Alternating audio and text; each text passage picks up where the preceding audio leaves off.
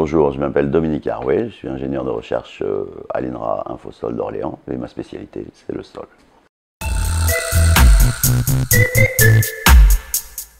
Alors, ce qu'on sait actuellement, c'est qu'on a environ 3,5 milliards de tonnes de carbone qui sont stockées dans les 30 premiers centimètres des sols français. Ce qu'on sait également, c'est qu'on a la capacité d'augmenter ce stockage et donc quelque part de réduire le CO2 de l'atmosphère et donc de réduire les gaz à effet de serre. Et pour ça, on a un certain nombre de techniques qui sont disponibles, dont par exemple la réduction du travail du sol, dont par exemple l'installation de cultures, je dirais de couverture permanente du sol, dont également l'installation de haies, de bandes enherbées, de l'agroforesterie. On a toute une panoplie en fait de techniques qui peuvent nous permettre de réaliser ce stockage supplémentaire et donc de lutter contre l'effet de serre. Alors, ce que l'on sait, c'est que depuis l'avènement, je dirais, de l'agriculture intensive, on a perdu énormément de carbone dans les sols de France, hein, en particulier à cause du retournement des prairies, en particulier à cause de la diminution d'apport de fumier sur les céréales en particulier. Donc on est dans une situation où on sait qu'on a perdu énormément de carbone depuis, je dirais, pratiquement la fin de la dernière guerre. Actuellement, on est plutôt dans une phase où on est en train de restocker.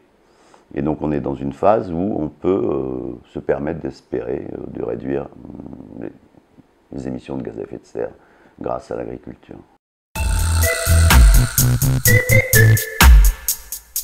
Le plus important, c'est les entrées de carbone dans le sol, c'est-à-dire la couverture végétale permanente. Ça a été vraiment un plus par rapport aux entrées de carbone organique dans les sols.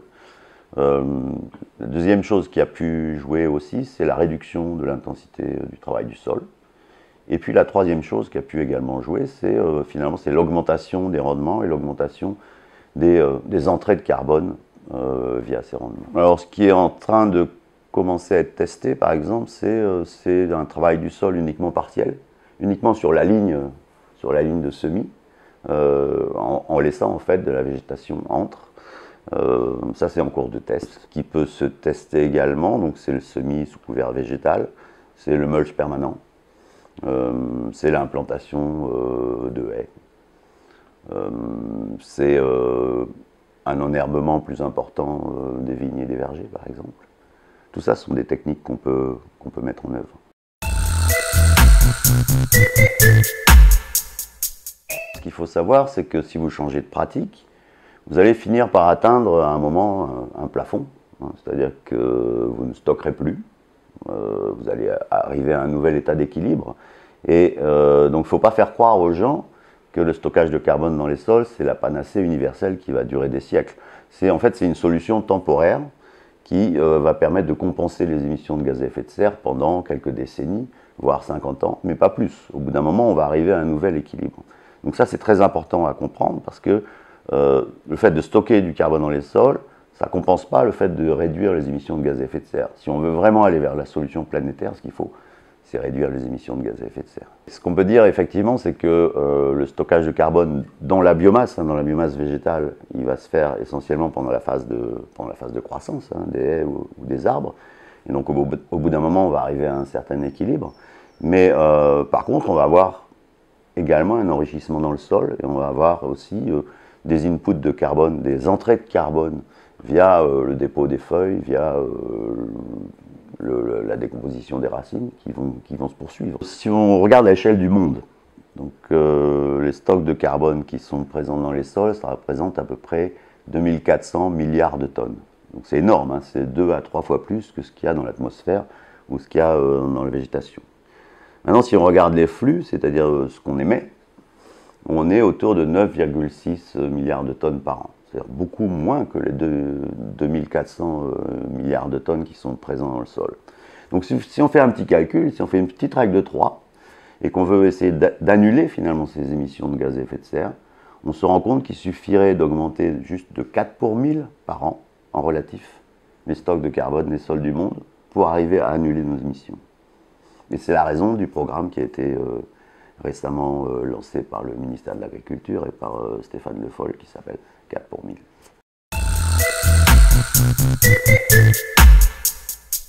En gros, à l'échelle mondiale, il y a deux grands problèmes sur le carbone.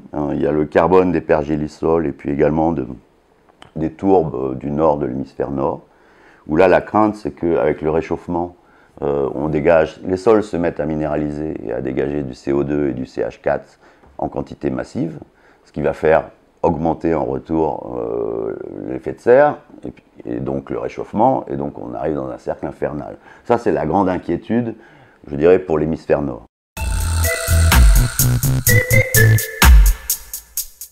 Et puis il y a une deuxième inquiétude qui est importante, qui est plutôt dans les pays très secs, dans les pays qui sont presque en voie de désertification. Le risque, c'est qu'on arrive à des teneurs en matière organique tellement faibles que le sol ne soit plus protégé contre l'érosion et qu'on arrive finalement à une désertification. Et c'est ce qui est en train de se passer, en particulier dans certains pays du sud de l'Europe, comme l'Espagne ou l'Italie ou la Grèce. Il y en a deux autres principaux que le CO2. Donc il y a le protoxyde d'azote, N2O, et puis il y a le méthane, CH4. Donc on travaille à l'INRA beaucoup sur le N2O, sachant que les émissions de N2O des sols agricoles sont extrêmement liées en fait aux engrais azotés et au mode d'apport de ces engrais azotés, et à la période à laquelle on les épand, et également à l'état dans lequel est le sol au moment où on les épand.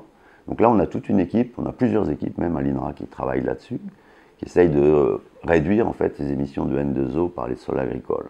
Et puis l'autre gaz à effet de serre qui est assez bien connu, c'est le CH4, mais il nous concerne assez peu, je dirais, par rapport au sol. Bien entendu, on sait que les ruminants en émettent, mais par rapport au sol directement, les sols de France sont plutôt des puits que des sources de CH4. S'il y a une source de CH4 en France, c'est les rizières de Camargue, quoi, en gros, c'est tout.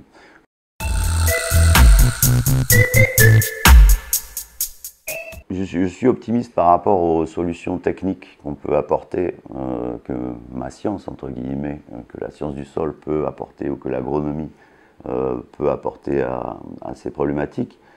Par contre, je ne suis pas optimiste en ce qui concerne les engagements effectifs des pays à réduire leurs émissions, ni forcément en ce qui concerne notre capacité à transférer la technologie et à faire qu'elle s'applique dans d'autres pays du monde que le nôtre.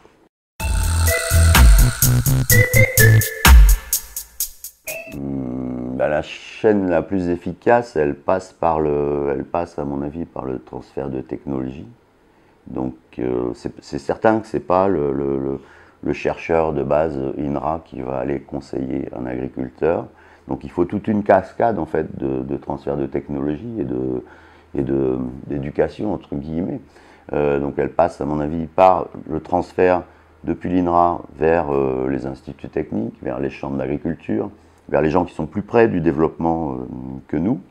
Et ensuite, à mon avis, ça passe directement soit vers des groupements d'agriculteurs, soit directement par un conseiller agricole auprès de l'agriculteur, soit par des réseaux de fermes où on réalise des essais et où les agriculteurs peuvent venir visiter, comparer différentes techniques et puis se les approprier ou non.